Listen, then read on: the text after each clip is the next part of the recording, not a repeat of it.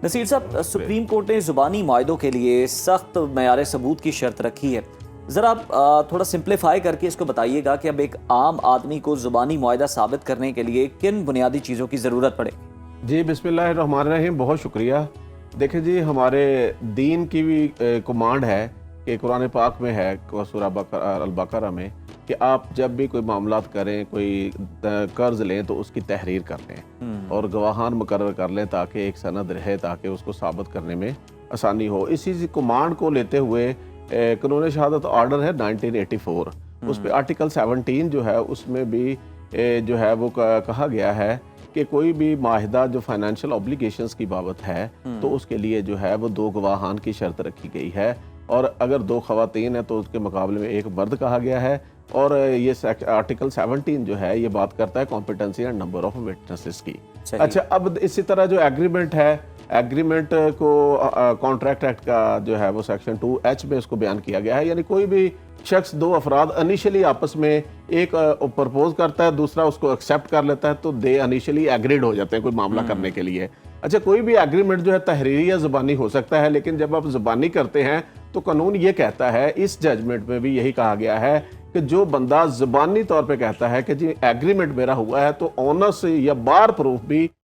اسی شخص پہ ہے کہ وہ ثابت کرے کہ اس کا ایگریمنٹ ہوا تھا. اچھا، اب کانٹریکٹ ایکٹ کا سیکشن 10 جو ہے وہ بتاتا ہے کہ کسی بھی ایک ویلڈ کانٹریکٹ کے لیے کیا جو ہے وہ شرطیں ہونی چاہیے. ایک پرپوزل ہونا چاہیے اور اس کی ایکسیپٹنس ہونی چاہیے، اور دونوں پرپوزل اور ایکسیپٹنس میں فری ول ہونی چاہیے، اور کنسیڈریشن اس میں ہونا چاہیے. کوئی بھی کانٹریکٹ کنسیڈریشن کے بغیر نہیں ہو سکتا. پھر انڈر والنٹرلی ہونا چاہیے. پھر اس کے بعد جو ہے وہ لافل آبجیکٹ کے لیے ہونا چاہیے. پارٹیز کی کمپیٹنسی ہونی چاہیے. تو اب دیکھیں، جب آپ اورلی ایک ایگریمنٹ کر لیتے ہیں، زبان پہ اعتبار کر لیتے ہیں، پھر آپ کو ثابت کرنے کے لیے وہ معیار جو ہے وہ کانٹریکٹ ایکٹ نے جو بتایا ہے سیکشن 10 میں کہ وہ اگر آپ ثابت نہیں کرتے تو یہ کیس جو ہے سپریم کورٹ آف پاکستان مگا، یہ بھی جسٹس لارڈشپ مسٹر جسٹس شاہد بلال حسن صاحب کی یہ ججمنٹ ہے، جس میں جو تھا یہ الیج کیا گیا کہ جی 1992 میں پارٹیز کے درمیان صلح ہوئی تھی جرگہ کے ذریعے، اور طے یہ ہوا تھا کہ جو ملزمان تھے ان کے کو جو ہے وہ چھوڑ دیا، بری کروا دیا گیا. تو لہذا اب اس کے بدلے میں جو ہے 32 کنال زمین اوکاڑا میں جو تھی وہ دے دی گئی، اور وہ قبضہ بھی اسی وقت دے دیا گیا. تو بعد میں جو تھا یہ طے ہوا تھا کہ جب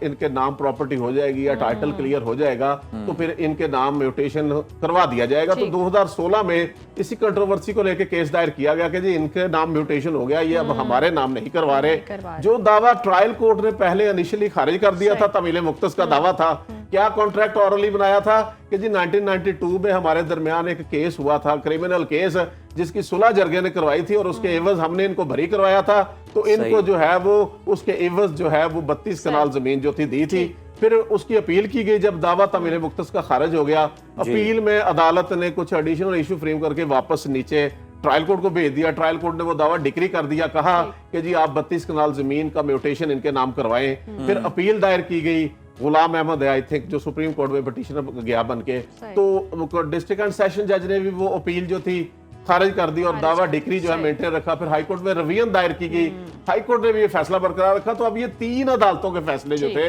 سپریم کورٹ آف پاکستان نے سابقہ فیصلوں کی روشنی میں ایک فیصلہ ہے 2024 supreme court monthly review page 1709 ہے، جس میں یہ طے ہوا ہے کہ کوئی بھی شخص جو الیج کرتا ہے کہ میرا اس کے ساتھ اورل ایگریمنٹ ہے تو اس پہ لازمی ہے کہ وہ ثابت کرے گا کہ یہ پرپوزل تھی، یہ ایکسیپٹنس تھی، یہ فری ول کے ساتھ تھی، یہ کنسیڈریشن تھا، ان گواہان کے سامنے تھا. نصیر صاحب، ایسی ان تمام فیصلوں میں کیا قانونی طور پر سکم نظر آیا کہ کالعدم قرار دیا گیا؟ دیکھیں، سکم یہی تھا کہ انہوں نے الیج کیا کہ اس میں جو زبانی طور پہ الیج کیا جا رہا تھا، تو انہوں نے کہا کہ کوئی پلیٹ جو تھی جب دعویٰ دائر کیا گیا کوئی نہیں بتائے گا کہ کتنی تاریخ کو یہ ہوا،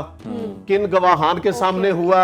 کس جگہ ہوا، انڈر دا کنسیڈریشن جو بات وہ کہی جا رہی ہے وہ بھی پلیڈنگ جو ہے پارٹیز کی جو کیس تھا اس سے ریکارڈ سے ثابت نہیں ہو رہی تھی. تو لہذا جو کوئی بھی معاہدہ ہے، عوام الناس کو آگاہ کرنا چاہوں گا کہ آپ ٹرسٹ کرتے ہیں لیکن آپ جو ہے قانونی طور پہ اگر آپ کا ڈسپیوٹ پیدا ہو جاتا ہے تو آپ عدالتوں میں جب جاتے ہیں تو کوئی بھی معاہدہ جو ہے اس کو ثابت کرنے کے لیے اگر آپ کا تحریری معاہدہ بھی ہے چیزیں معاملہ عدالتوں میں چلے جاتے ہیں تو عدالتیں کہتی ہیں کہ کم از کم ایٹ لیسٹ 2 وٹنسز کے ذریعے ان کو ثابت کریں. اچھا تحریری میں تو پھر لکھا ہوتا ہے کہ اتنی تاریخ کا معاہدہ ہے, گواہان کے دستخط ہوتے ہیں, لیکن زبانی تو کیا ہوتا ہے کہ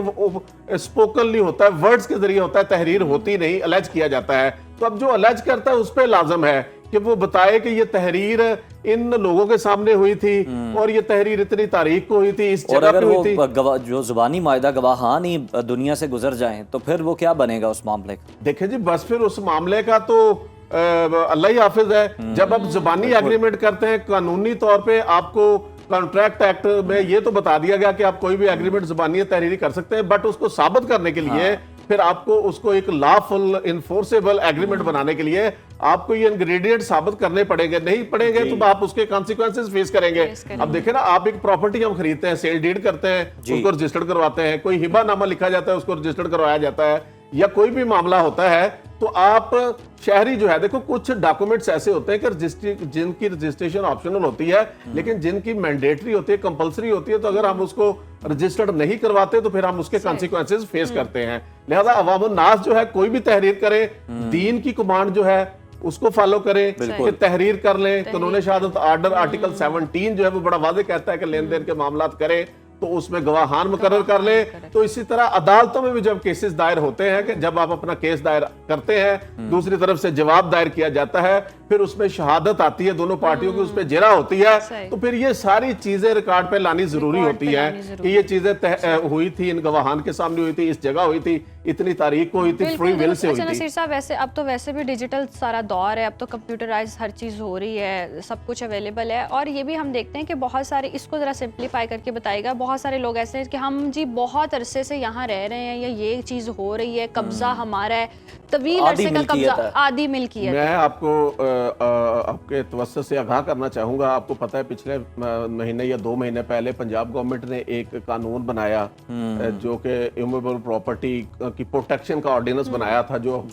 ہائی کورٹ سے سٹے بھی ہوا. اب وہ دوبارہ جو ہے وہ اس کو آرڈیننس کے ذریعے جو ہے ترامیم کر کے اسپیشل ٹرائیبیونل بنا دیا گیا. تو لہذا وہ لوگ جو چاہے سال ہا سال سے بھی کسی پراپرٹی پہ قابض ہیں بٹ وہ اس کی ملکیت ثابت نہیں کر سکتے تو وہ انلیگل پوزیسر کنسیڈرڈ ہوں گے. تو لہذا اگر ہم کسی کو جو ہے وہ زبانی کمٹمنٹ کر کے قبضہ لے لیتے ہیں, اس کے پراپر جو قانونی پیرامیٹرز ہیں, جو تحریر کرنی ہے, جو گواہان مقرر کرنے ہیں, جو ڈاکومنٹ رجسٹرڈ کروانا ہے, اس لیے کہ جی ہم کروا لیں گے, وہ فیسز بچا لیں, یا ہم سیل ڈیڈ نہیں کرواتے, اس سے ویسے کوئی پاور آف اٹرنی لے لیتے ہیں, تو مستقبل میں جا کے اگر آپ ثابت نہیں کر سکیں گے تو یہ قانون جو انلیگلی پوزیسر ہیں, جن کے پاس اپنی ملکیت کی کوئی جسٹیفیکیشن نہیں, وہاں پہ قبضے کا بیٹھنے کی کوئی جسٹیفیکیشن نہیں ہے, تو اس قانون میں 10 سال تک سزا بتائی گئی ہے. یعنی آپ پراپرٹی سے بھی محروم ہوں گے اور 10 سال سزا بھی ہے, 10 ملین تک جرمانہ جو ہے وہ بھی بتایا گیا ہے. تو لہٰذا جو بھی شخص چاہے کسی پراپرٹی میں 30 سال سے بھی قبضے میں کیوں نہ بیٹھے,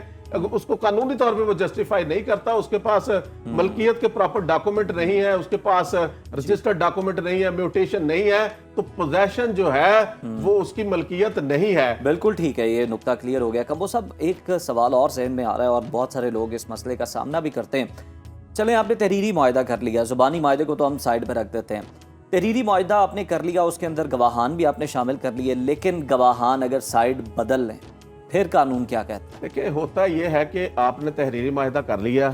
گواہان نے سائڈ بدل لی, تو عدالت میں وہ گواہان فرض کرے نہیں پیش ہوتے, تو پھر آپ پہ لازم ہے کہ آپ عدالت کو اپلیکیشن دیں کہ ان گواہان کو کورٹ ویٹنس کے طور پہ بلائیں, تاکہ ان سے جو ہے, کیونکہ آگے بھی اگر وہ مخالف بیان دے دیں, اگر آپ کے مخالف دیں تو پھر قانون کہتا ہے کہ ان گواہان کو منحرف گواہ ڈکلیئر کریں گے. جب آپ منحرف گواہ ڈکلیئر کریں گے تو پھر آپ اس پہ جو ہے وہ جرا کریں گے, حالانکہ گواہ آپ کا ہے, وہ آپ کے حق میں بیان نہیں دے رہا, تو آپ اس کو پھر کنفرنٹ کریں گے کہ تو جھوٹ بول رہا ہے, اس کو بنانے کی, یعنی اس کو جرا کر کے جو ہے نا حقیقت اگلوانے کی کوشش کی جائے گی. ہوتا یہی ہے کہ جب بھی ہم کوئی تحریر کریں تو ہم ایسے نہ کریں کہ جی یہ تحریر ہو رہی ہے بس یہ ایک فارمیلٹی ہے, گواہ رکھ لیں.